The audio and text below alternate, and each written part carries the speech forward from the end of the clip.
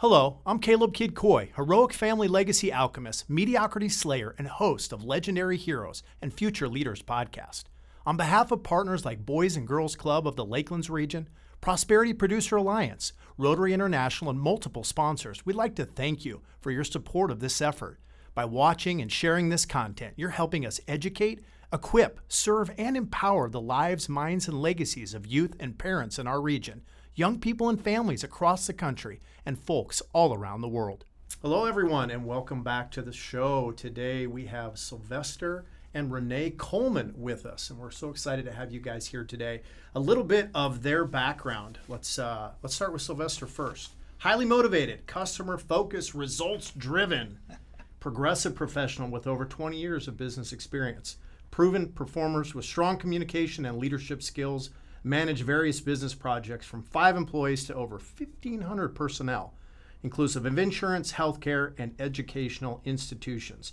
Provided project management, strategic planning on information technology projects, local and statewide. Facilitated meetings for audiences ranging from human resources to insurance personnel ranging from 25 to 300 employees per event over the past 10 years. Master Certificate of Government Contract Management and an accredited financial counselor. Quite the background there, Sylvester. Well, thank you. And Miss Renee here is a native New Yorker from the Bronx, everybody. Bronx. She relocated to Georgia for college and made the South her home. She retired from federal government in 2022 and became the CEO founder of Spiritual Oasis for the Arts and Resources SOAR in Greenwood, South Carolina. SOAR provides a safe space for residents of the community to gather for worship, seek assistance, obtain resources, in addition to learn about worship and the arts such as dance ministry and flags.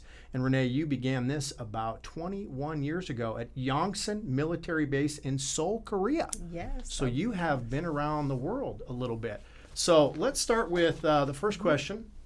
What places in the world that you both have traveled to have had the greatest impact on you? You want to go first, honey? I would say my greatest impact, I learned a lot when I was deployed. I've been to Seoul, Korea, was stationed there for about 3 years, retired Army. But my greatest impact would be when I was deployed to Baghdad. When I went there, I didn't understand why the Lord had placed me in such a position, but I did have an impact on people throughout the services, working alongside with NATO forces, and I learned a lot about myself and why I was there. I really focused. I had a lot of time to spend by myself. We worked 12, 16-hour days sometime. I was only off on Friday for 4 hours, so I was in the gym and at work and or doing women's ministry and a lot of self-reflection. So I appreciate it. It was a very dangerous environment, very stressful, but impactful. And were you nervous when you first traveled over there? Still nervous. Still nervous. Still a little jumpy, but I'm okay. Good. I'm okay. Sylvester, what about you?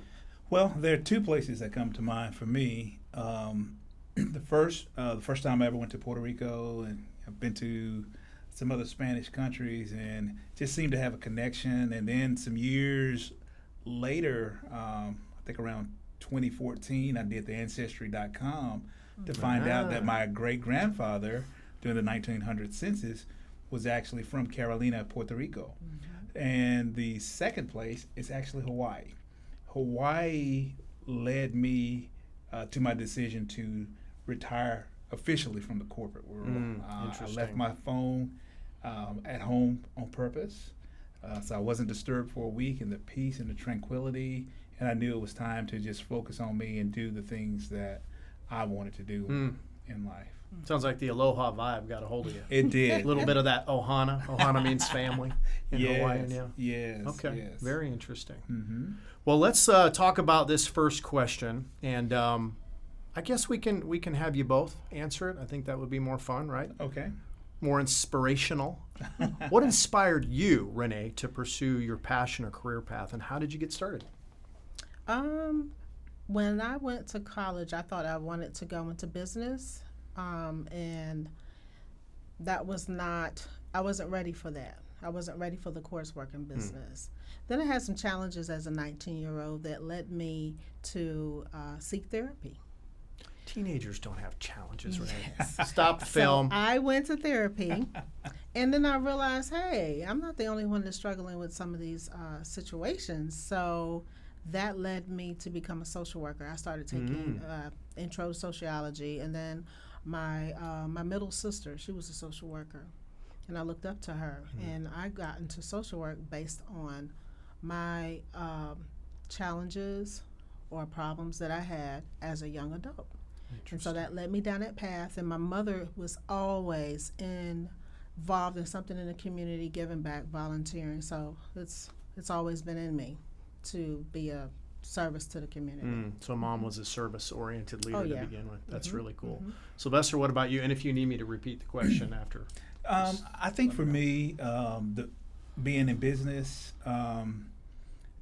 I think it started early for me. In my middle school years, I was involved with the student council.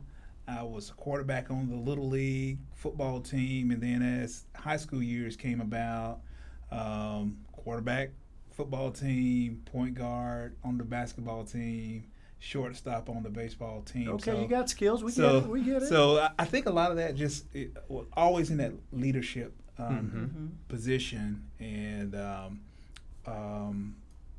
so I just think it was just in me to be a business leader. And even when I went off to college, my undergraduate degree is in business, and business just seemed so just natural for me. Each summer I worked at Westinghouse, so it was kind of fun going back to your class, and some of the terminology when the professor was talking about it, I knew about it because I had worked during the summer, and just having that drive. I think business has always just been in me, and having that entrepreneurial, the vision of a leader has just been inside of me. And I think we touched on this before, Sylvester, that the sports leadership positions help to shape and frame that entrepreneurial business mindset as well. Exactly, because as we know in the business world, just like in the sports world, you're not going to win all the time. So how do you adapt? What did you learn from your losses? And how do you persevere? It's always easy for someone to do well and feel great when things are going great. But when you got to dig down deep and see what you're made of, that's when those leaders being able to think how to lead and govern like the military people. Too. And the military experience, yeah. Absolutely. being in the Naval Reserve, it's just there. We learned a lot of that in ROTC. Exactly. Yeah. So do we now disclose our greatest financial investment losses with the audience? I've had a few of those. But that's part of the learning process. That's part of the learning process. Absolutely. Exactly. Exactly. So, Renee, can you share a pivotal moment or experience from your own teenage years that really shaped who you are today? From my teenage years, I would say I went to Catholic school. I always tell people I was Catholic Monday through Friday, and I was Baptist on the weekend. So pivotal moments of being a student at my Catholic school, I'm still connected with some of my friends from first grade. I became a volunteer at respite program when I was, I think I was a ninth grader, and I was a volunteer at a respite program for children with autism. And that was pivotal because that also led me to, be inspired to help in the community and work for others. That's just me, So I believe that was pivotal. And just being from the South Bronx, and people always saying, "Oh, you're an at-risk child," and things like that. From my neighborhood, I wasn't expected to go to college.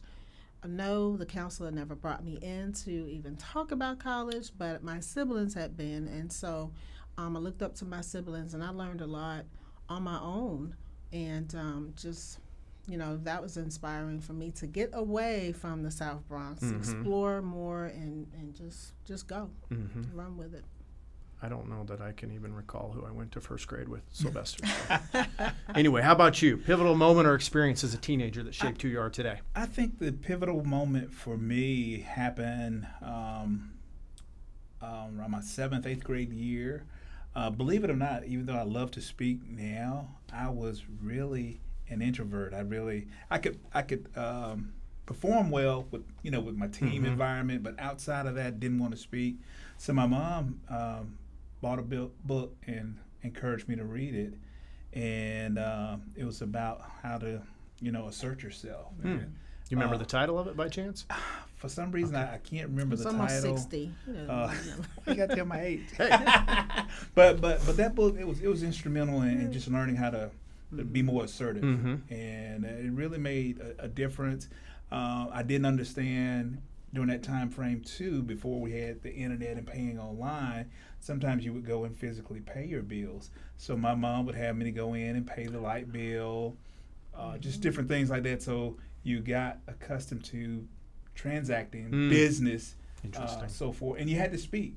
And so I think that was a pivotal moment for me, because then it transgressed into high school, being on the student council, being the student body president. So I had that confidence to speak, and then graduating in the top 10.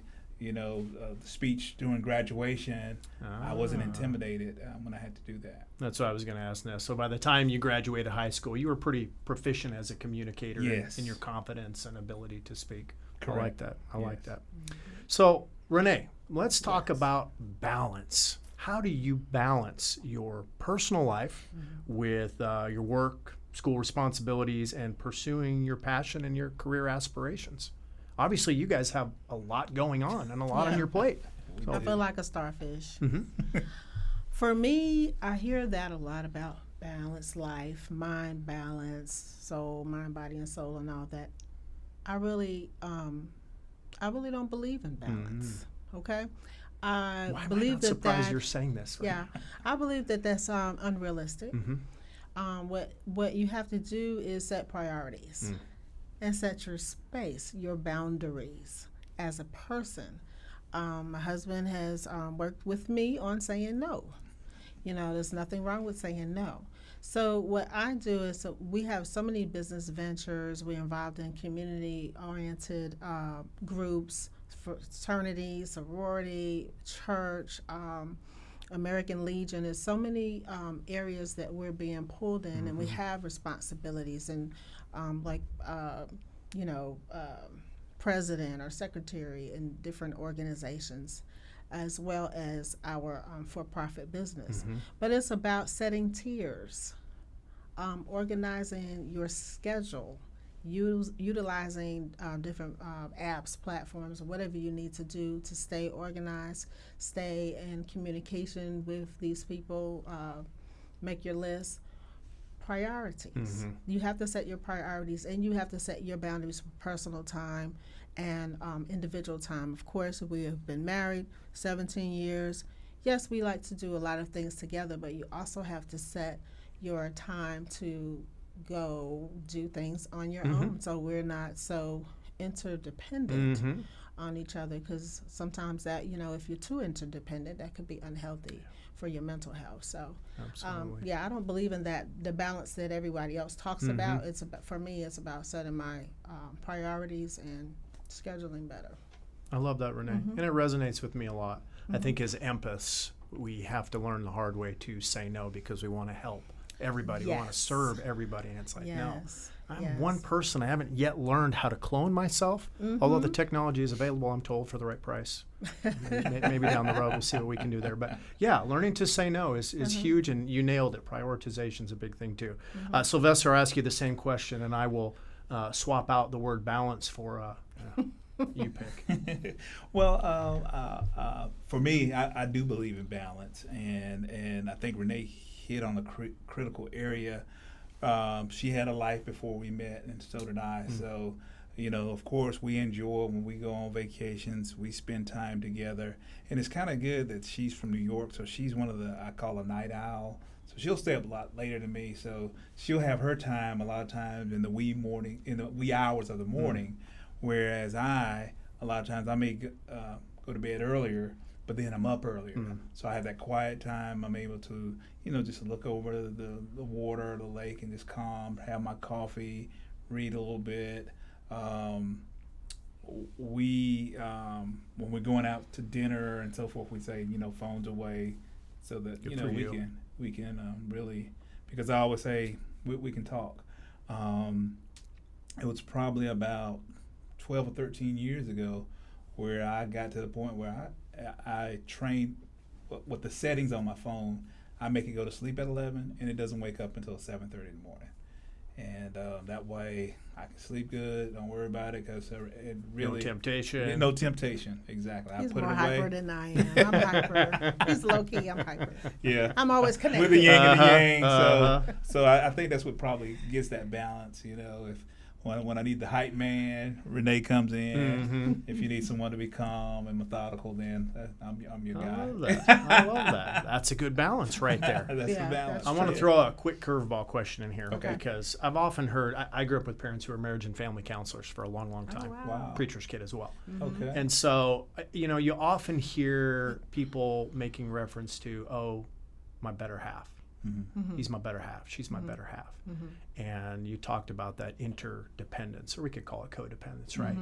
But we're supposed to be two whole individuals who come together and make this powerful unit.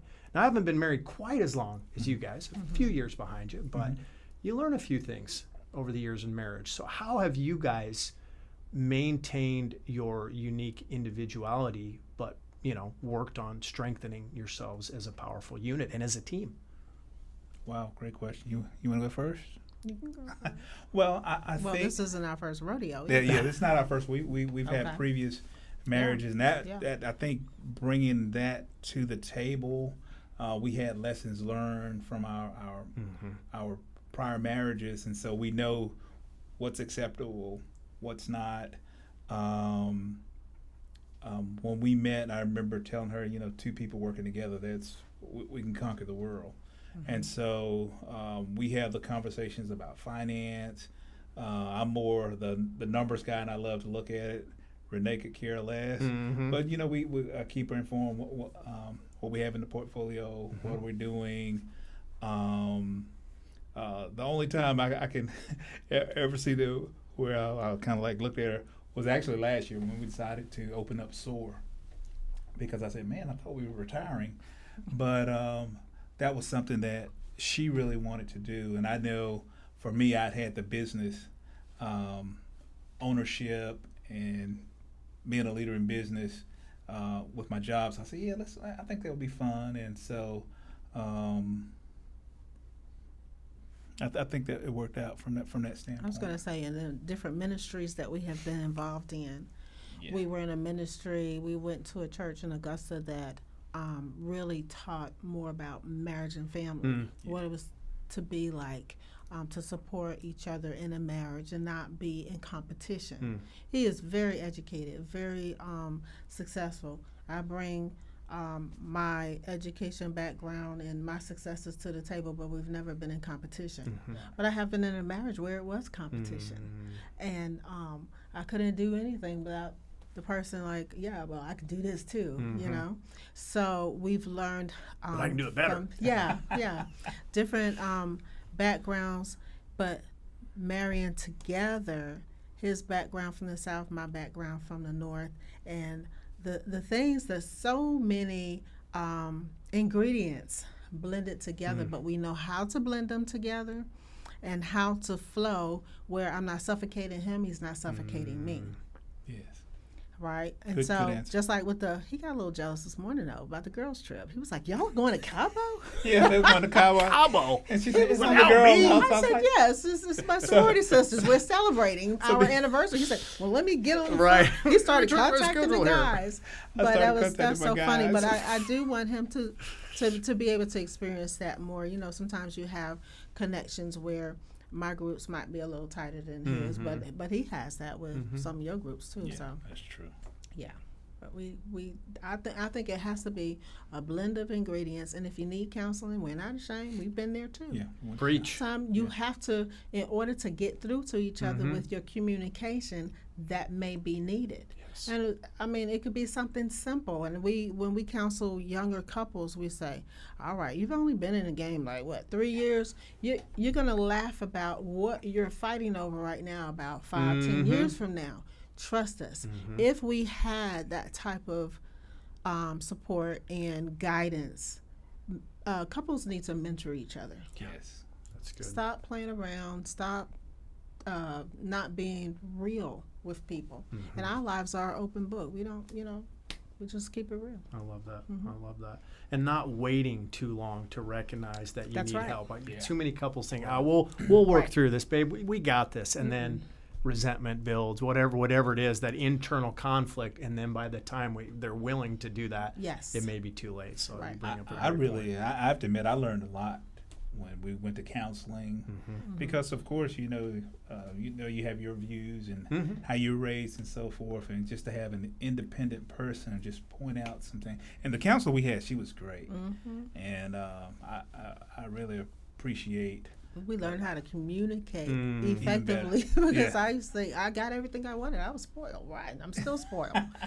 But that doesn't mean that the communication is top notch, Right. right? Because it said I can't read your mind, so I make sure that I'm specific in my communication, because what I always laugh about, women are from Mars, men are from Mars, women are from Venus. Venus. The book is so right. That's true. Reminds me of the movie, was it Mel Gibson, where he could read the Oh women's minds? yeah, Wow, that would be an interesting thing if we actually could. I know, Sylvester. right? I know, right? Final question, y'all, and then we're going to involve the kids here to, Okay. to Okay. ask some questions as well. So Sounds- we'll make this relatively fast here. What do you hope teenagers take away from listening to your story and insights today? I know for me, I grew up in small 96 South Carolina with 2 stoplights. I really want to impact the kids here in Greenwood County, to let them know that there's a world outside of Greenwood, that you can put in the work, and even they have it even better than when I was their age, because now you have the Hope Scholarship. So really think about education as your job. If you do your job, you can go on and further your education. Don't be afraid to venture outside of the county, the state, or even the nation. There's a whole big world out there, and just to experience that, I think they need to experience that. I love that. Renee? Yeah, I could piggyback on that. As far as the nations, even the scriptures tell us to go preach the gospel to the nations, go make disciples. So that's something that we're passionate about.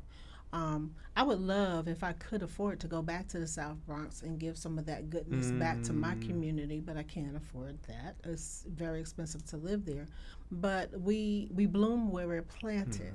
So we're planted here to plant these seeds through our organization, Spiritual Oasis for the Arts and Resources, to reach the community.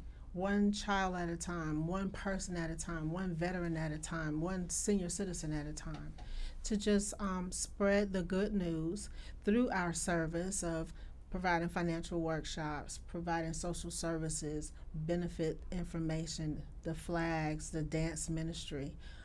We are enjoying that, and I believe that's important to serve the community, because we are placed on earth.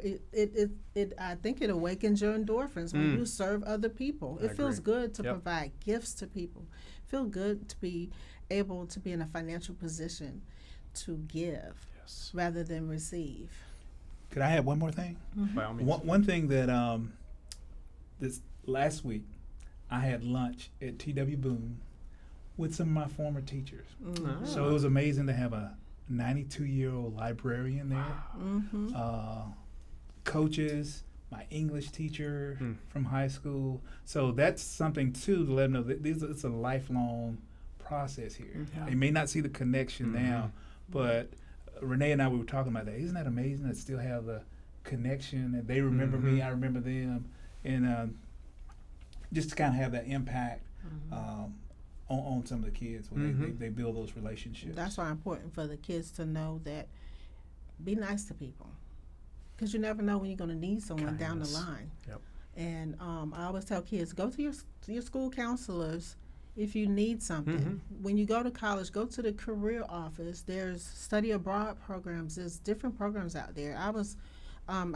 We pushed our kids because we knew what to say and what to ask. And we're here for parents to ask us questions too. What should I ask my guidance counselor, my kids' guidance counselors? What advice do I give my kids to do study abroad programs, or to do the programs while they're in school? We sent our daughter to programs at University of Georgia when she was only in 8th grade. So the resources are out there, but we need to have conversations and network with each other to get the information out there. Because, guidance counselors, they're overwhelmed. They're doing testing in numbers, but that's the type of resource that we want to be in the community.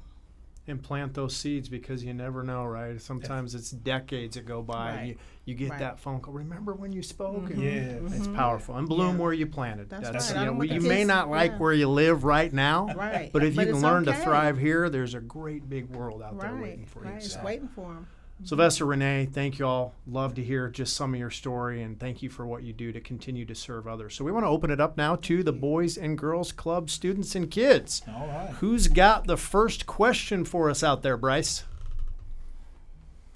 The question is, have you guys had any difficult times in your relationship? Has it been hard, always smooth sailing, etc.? Yes, we've had hard times. I can, matter of fact, I almost scared Renee away when we first met. Because when we first met, I told her I was divorced, I had 2 kids. This is how much I pay in child support. And at that time, they were less than 10 years old. And so, that's difficult when you're working, but there's other money that has to leave the home. And like she said, sometimes just the way you communicate. She's from New York, I'm from South Carolina, so there was a different way of communicating. So Renee was looking for the door to run, basically. I had to learn to put sweet on my words. Yeah. And then too, and be a little southern. Life is full circle. So I grew up with a stepfather. Yes. So we're a blended family, and the fact that I had been a stepfather, Renee got deployed within a year and a half of us being married. So I have a 12-year-old daughter now at that time, that I had to be Mr. Mom for. But my mom had. I knew how to cook and clean and do all that, so it wasn't a big deal. And I would say some of the challenges have been, I guess, blending the family, and then you would probably have an ex that's not supportive of you.